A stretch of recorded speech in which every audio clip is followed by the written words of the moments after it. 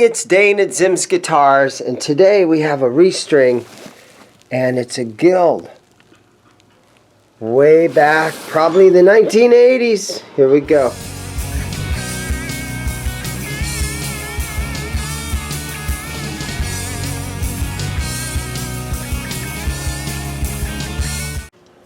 Okay, so this guitar has really nice hip shot locking tuners.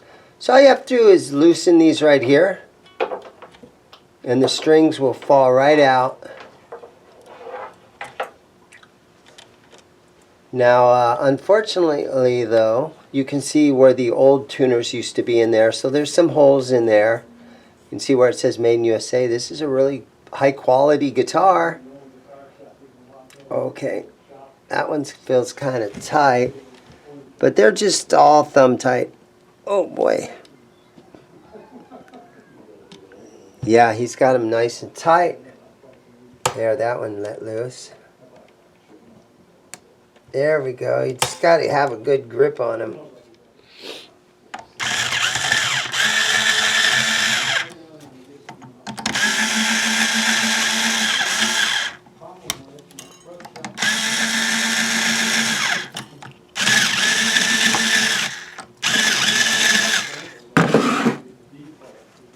We should be able to just pull them right through here.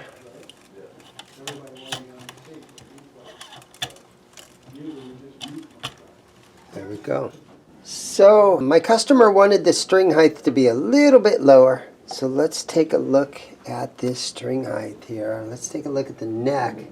And it's pretty flat, but I'm going to just snug that truss rod just a little tiny bit.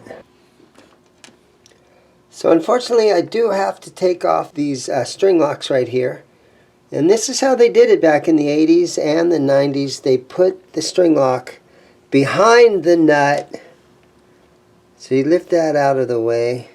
See, this wasn't really screwed down in there. It's a very thin little piece of plastic. It wasn't screwed down in there. It was just kind of setting there. So let's see. This has the real high quality nut on the end here. Okay, just a little tiny bit. There we go. This one takes a 1/4 inch. So I just gave it a little tiny bit. And we'll leave that off for a minute and we'll double check it.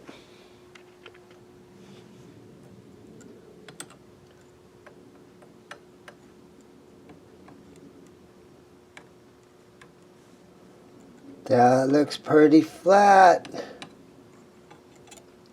but I don't have it so tight that it's back bowing, so that should be good right there. So just cleaning off the fingerboard. It's got a nice rosewood board on here. The frets look like they are in really good shape. I don't see any little pits in them or dents. A lot of times the strings will dent the frets. These look really good. We're just going to get some of that dirt off of there. It's a little dent right there in the rosewood, or in the fingerboard. There's a little dent right there in the fingerboard. But other than that, this baby looks great. I would call these maybe medium jumbo frets, kind of wide. So came out pretty clean. So today's string choice are Super Slinky, Ernie Ball, 9 through 42, and of course my favorite strings. I told my customer, great choice, man. So what we're looking at here, as far as the trem, this is a Kaler. So, old school stuff, right? So the string just lays in right there. Do you see how it kind of hooked in right there? And it's got nice rollers. The string lays on top of that roller. Up here on this side, then it just has to kind of lay under that little block. This screw holds a little block in there. It's kind of feels like it's stuck and I can't really get the string under it. There it goes. So if you want to quick change your strings, let's say you're on stage, I'm going to cut the end off of the string right here a little bit because it's got a funny little thing and it's getting hung up on everything. So there. So yeah, let's say it's the 1980s, you got a gig, you break a string, and as far as going through and having it hold into the Kaler, that's quick and easy. But having to shove a string underneath this little lock while the, you know, if you're in any kind of a rush, that's going to make it kind of tricky. So you got locking tuners on this, so I'm going to pull the string tighter. And then down here at the bottom, I know you can't see that, but then we just tighten this up. And then tighten it a little bit here. Okay. Alright, so we got these hip shot tuners that were installed.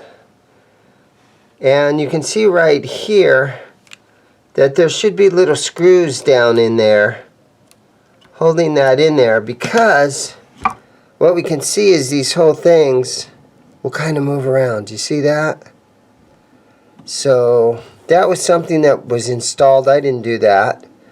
But it's on these shims or something. I'm not sure what I'm looking at right here, but I think there should be screws right through here into the wood holding these together so they don't move around.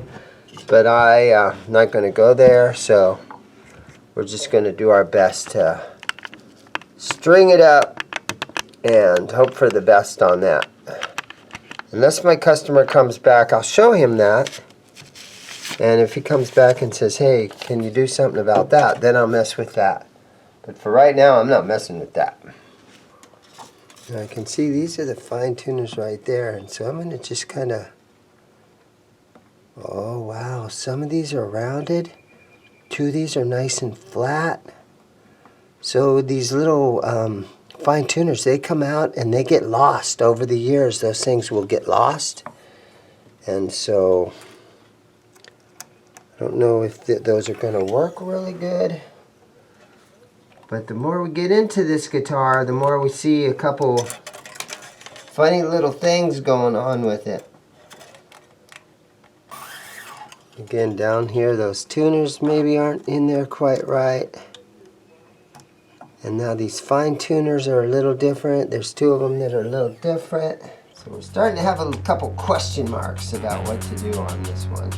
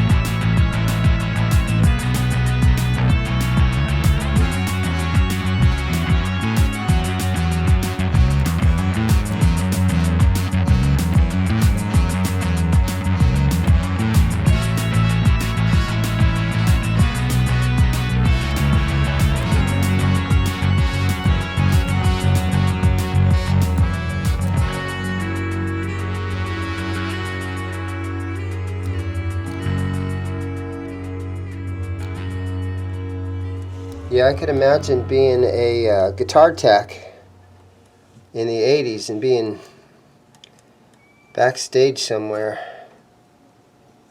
and somebody's playing this guitar and they break their string real quick, and it's up to you to change it real quick, and you got till the end of the song, and he wants this thing back. It's gonna have to, that's a stressful job right there, because this thing is not real easy to deal with. That locking nut right there.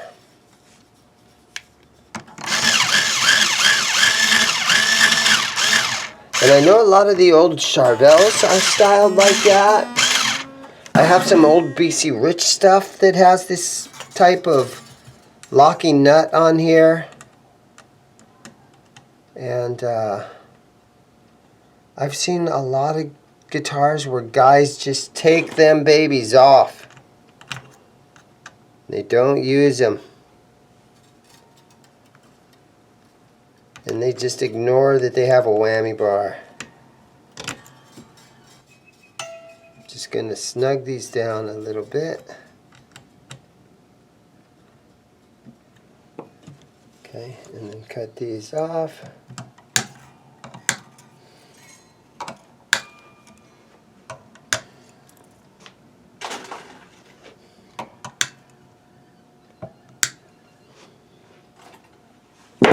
And now the fun part starts. We put the old snark tuner on here, and we'll try to tune this thing up.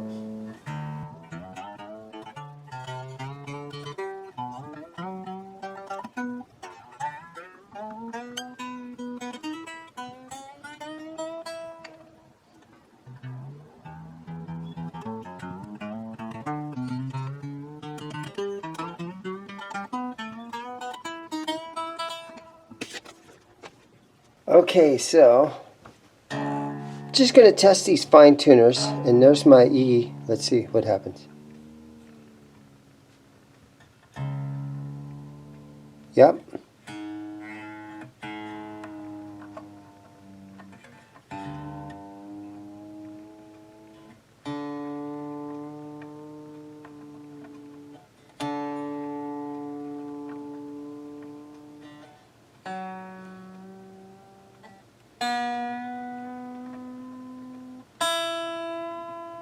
Yeah, they seem to be working. Now, something else that I wanted to show you guys on this, and I don't know if you can see that, but as far as our radius, the high E string looks a little bit high. See if you guys can see that.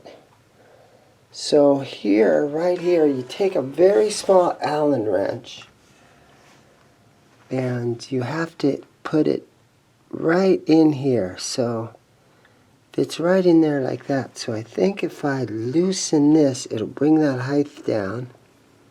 A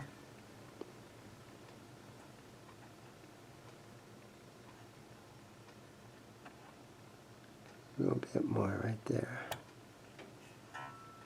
Okay, let's take another look at that height. And we're just eyeballing this right now. It looks a little bit better. So trying to get that radius.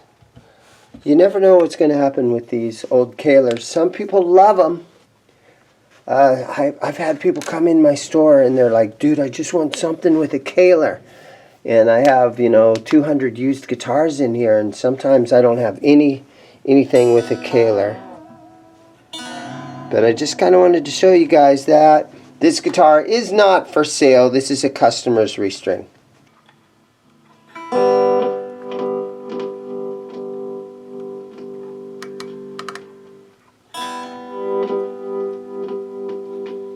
Okay, it's got a little crackle in the volume. So we're going to go ahead and take this back cover off and see if we can't spray that out.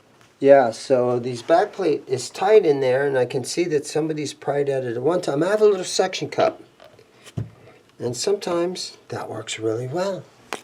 The little suction cup. There's some old school wiring in here. We're just going to spray some of this in there.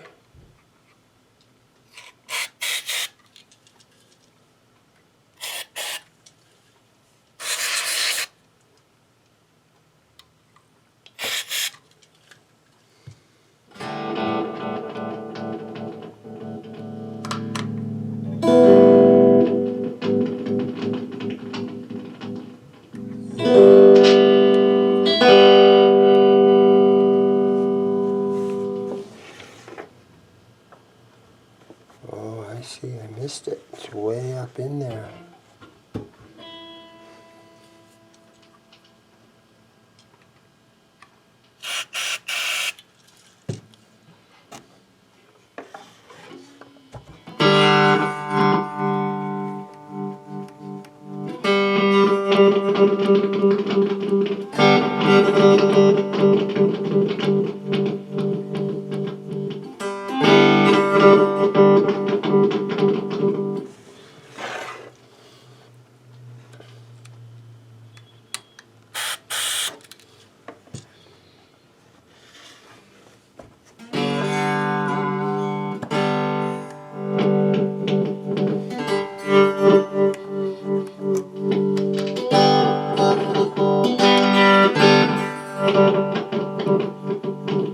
I might have to change this. I guess I'm going to have to change that pot out. So here we go. Let's find out if I have a, it's probably a 250K, but let's take it out of there and take a close look. So I'll take a photo of it so I can see what we're looking at later if I need to come back to it.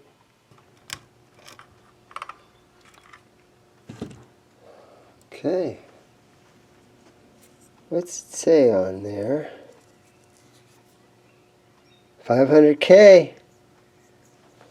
I've got one of those. Alright, so I have it all strung up.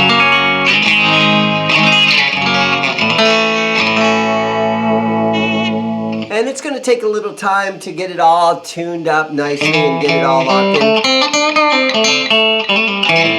But this thing, it's got a kind of a real nice flame on the back of the neck. It feels like the 1980s, you know? And 3 single coils. I think they kind of missed the boat a little bit when they put a single coil. I mean, they have it at a cool tilt, which is cool, but it's still an SSS.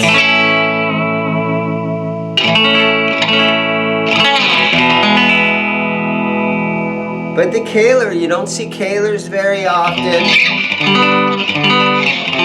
And looking online, I can't find any of these old guilds. I'm thinking the model of this was called the Detonator. And so for Guild, which is known for making great acoustic guitars, this was their attempt at a super strat.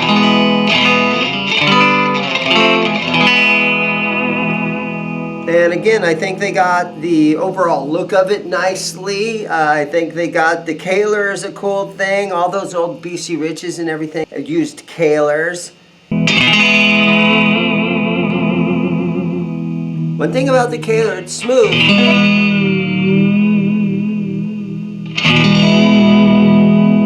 And if you take the Kaler out of here, I'm pretty sure there's a string tension adjustment that could be made.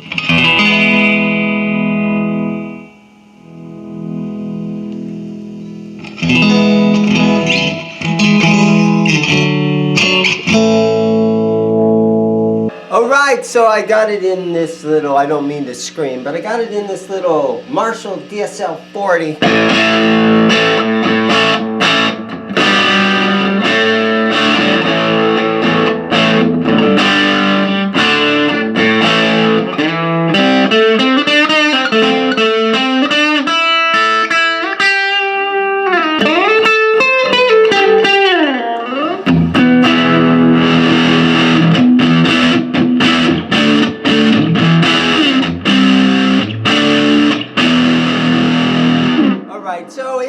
like single coils.